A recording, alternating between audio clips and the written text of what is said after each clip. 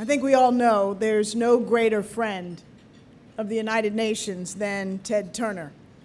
You've made an incredible difference in the lives of millions through your philanthropy, and we're all enormously grateful.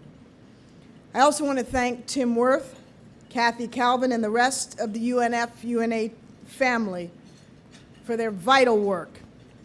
And thank you also for inviting me here tonight as you recognize the contributions of so many distinguished people, including Prime Minister Stoltenberg, my friend Undersecretary General Susanna Malcora, Chairman Rex Tillerman, Lincoln Park, Asma Jahangir. Congratulations to all these distinguished honorees.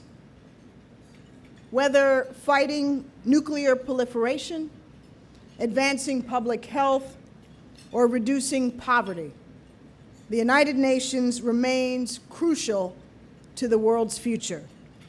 The United Nations is also crucial to the future of the United States. The Obama administration remains firmly committed to advancing universal values and American strategic interests through engagement with the United Nations and the international system.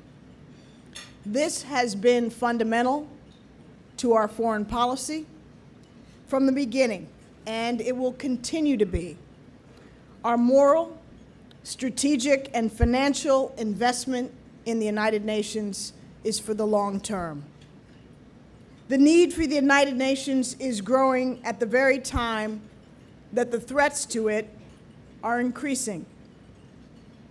While the American public still strongly supports the United Nations, in political circles, that support has recently come under significant strain. That means your very good work has never been so important. And I am grateful for your enduring support for the United Nations and for continued active U.S. leadership within the United Nations system. We are very fortunate to have with us tonight Secretary General Ban Ki-moon, who enters his second term with a universal mandate.